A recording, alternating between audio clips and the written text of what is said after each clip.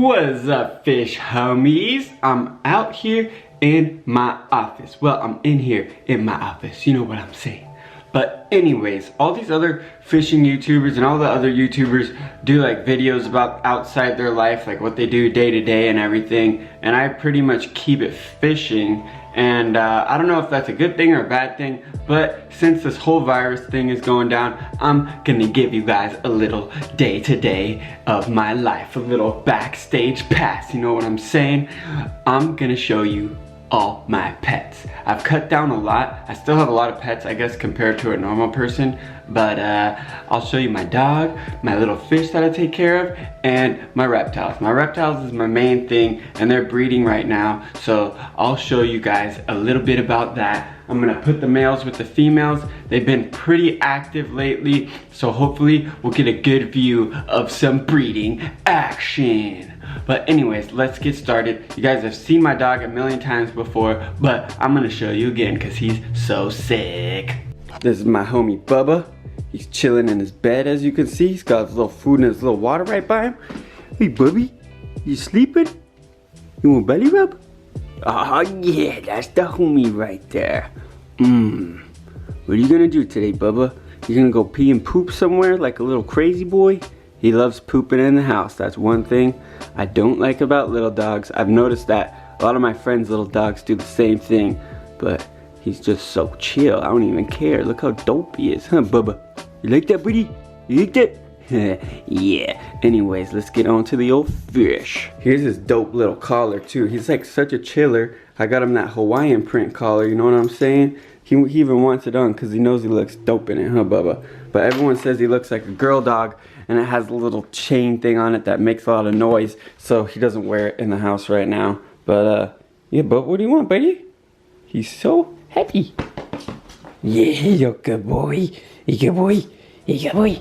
Alright, next up I got some little fish. They're just some little like Chinese fighting fish or betas or whatever you want to call them. But I got them from my nieces originally before I moved to up north.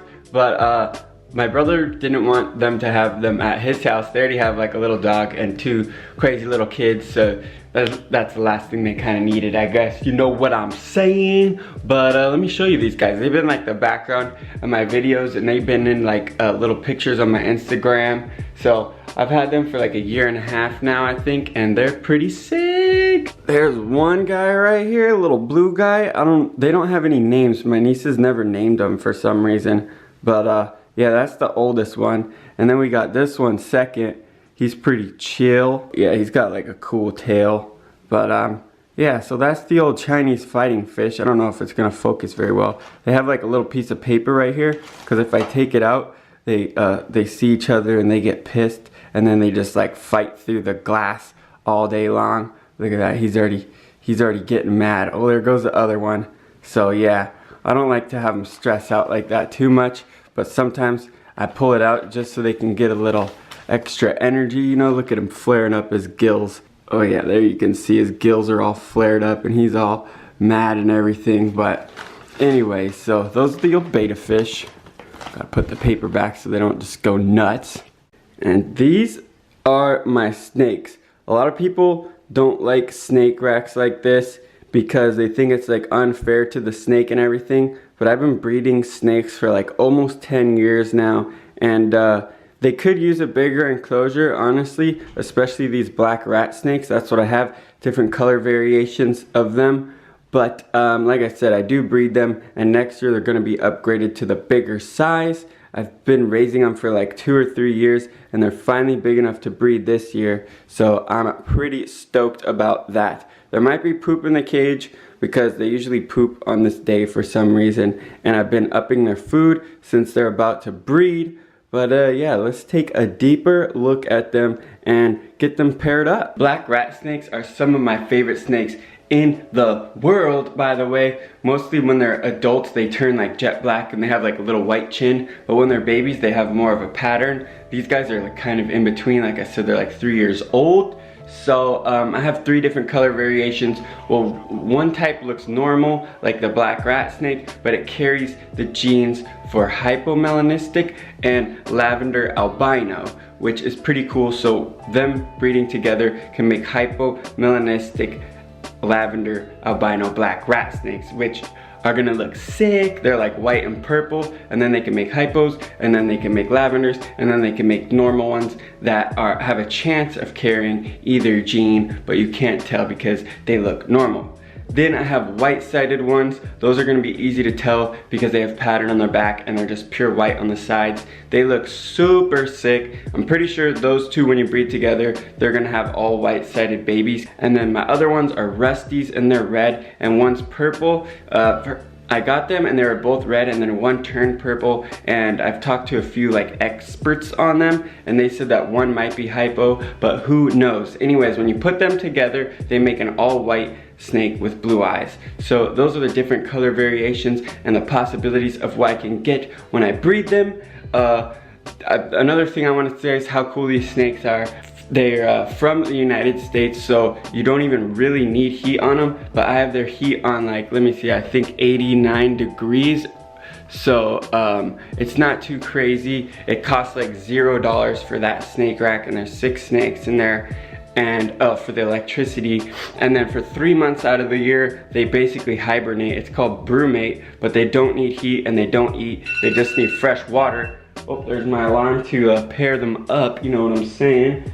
But yeah, so you don't have to feed them or heat them for 3 months out of the year, so they're basically free to have. And then in the summertime or the spring, you wake them up, you start feeding them heavy, then they start breeding, they can have eggs, and they can have a second batch of eggs even. I'm not gonna breed them a second time this year because I don't have an incubator big enough. And well, you don't even need an incubator, honestly. They just need a place that stays constantly 80 degrees, usually in the attic or in like the top of a closet. It's pretty good for that. But anyways, I just like them because they're so cool looking. They're so easy to take care of. They're a little nippy as babies, but as the older they grow, they calm down a lot. I'm probably gonna get bit by one because I said that now, but they don't really ever bite me anymore, which is awesome. And even when they do, it's not that bad because they're not that big yet, but they can get up to 8 feet. They're the biggest recorded snake in North America, I believe. And I like big snakes, but I don't like giants. I think people having king cobras and reticulated pythons and Burmese pythons is just ridiculous. Everyone ends up killing them or just getting rid of them or releasing them, and it's freaking really sad. I think if you want to get something that dangerous and that big, you should have to have a permit. But you know, a lot of people disagree with me, and obviously so does the government. But in other countries and stuff, you need permits for snakes like over 9 feet. So I don't know, we'll see what happens in the coming years. Anyways, let's get them paired up.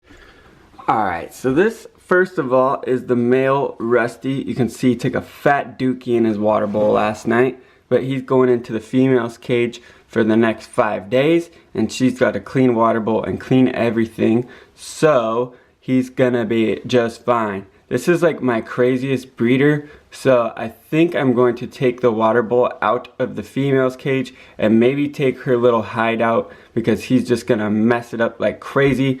But that's what he looks like. He's bright orange, as you can tell, and like I said, the female is more purple, but you can see up close he's got some really cool colors in there. And when he breeds with the female, the babies can look like him, or they can look normal, which is black, or they can be all white with blue eyes, which is what I'm shooting for.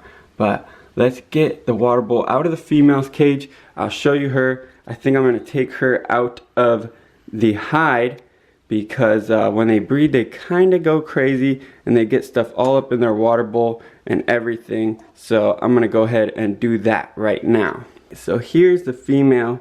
You can see she looks more purple. They look the same when they were babies, which is crazy. So I don't know exactly what happened. Hopefully she really is a Rusty. I believe she is. Everyone says that she is, but they say she might be hypo. But I don't know, she's turning more black now than purple even. So we're just gonna have to wait and see what happens. Hopefully she has eggs this year. She's looking kind of nice and plump. So let's get the male in there and see what happens. Okay, so here we go. He's showing his little face to the camera. He's about to go crazy with the female. You can see how cool his colors look. But watch this. Come on, buddy.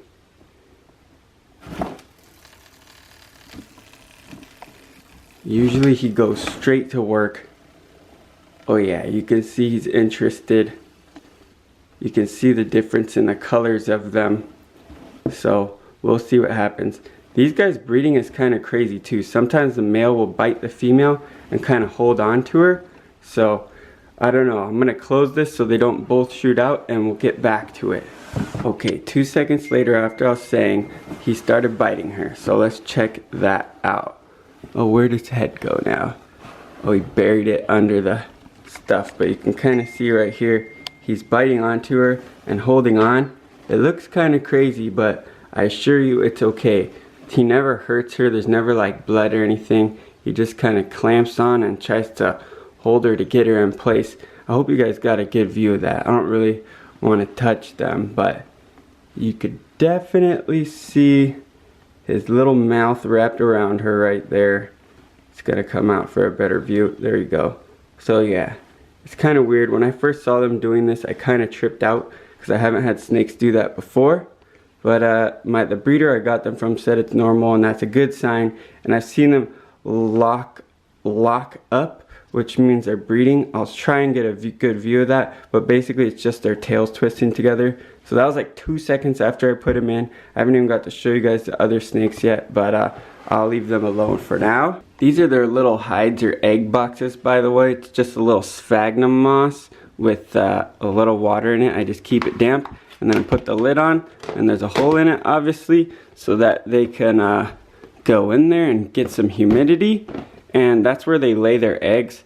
So it's called a little egg box. You can see it's nice and humid in there for them. Put one end on the hot side and one on the cool side so they can choose either one.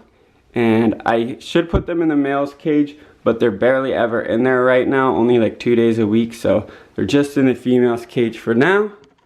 But as you can see, well, she pooped in her box and I cleaned it out already, but she's under here. These are the ones that carry the gene for hypo and for lavender albino. So you can see what she looks like there. This is what a black rat snakes normally look like. It kind of looks like she's ovulating right now. As you can see, like her stomach is very fat right here at the very bottom half. So that is a good sign. We will see if she lays eggs.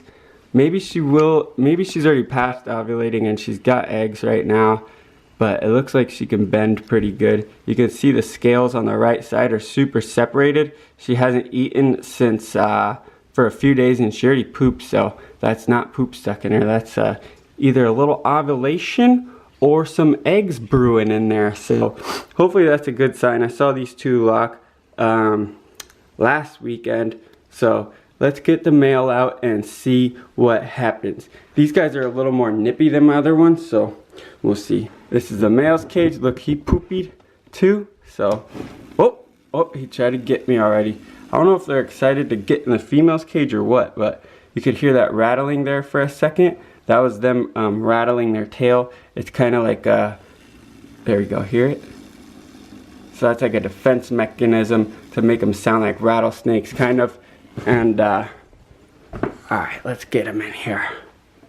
Here we go, buddy. Nope, oh, not up there. It's out of here. Get in with your female, buddy.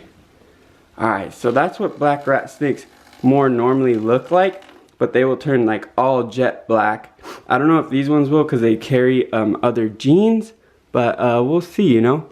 So there's the male and the female. Hopefully they lock up too. I'll show you that if they do. Look at that tail going like a little motorboat. So like I was saying, I take out the water bowl and the hide just so they don't knock it all over and get it all messed up. But usually after like an hour, maybe 2 hours, I'll go back and I'll put the hide back, put the water back, and they usually go right into their hide or they go under their water bowl and everything is all good. But for right now, I'm going to get the other one paired up and then I'm going to start cleaning up their cages, the male's cages, because they pooped in their water bowls. It's gross. Alright, and last but not least, we got the white-sided. There's the female going back into her hide. I'm probably going to pull her out of there, get that out of there, get her water bowl out, and then we'll get the male in there, and you'll get a better view of them. Oh, she took a nice little dump in the corner of her cage there. You can see it's fresh, like I was saying, they all poop at the same time. It's all wet still, and I just want to zoom up so you know I don't like let the poop sit in there for like weeks at a time or anything. It's just a freshie. I get it out of there, get it clean, and they all happy. Let's get her together with her boyfriend. Here's this female chilling in her hide. I thought I'd show you this because it looks pretty cool with the green contrast in the back. And you can see that's why they call them white-sided. They just have white sides, white bellies, and then stuff on the top, little pattern. So let's see if I can get her out without her going crazy.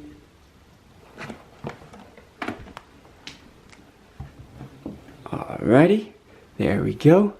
I'm gonna close the cage a little bit and then get the male in there. So here's the male. He looks a lot cooler to me than the female, even though they're pretty much the same. He has a lot more white on his head, which is kind of hard to see right now because he's in the back. But these snakes are pretty awesome. I love the way they look.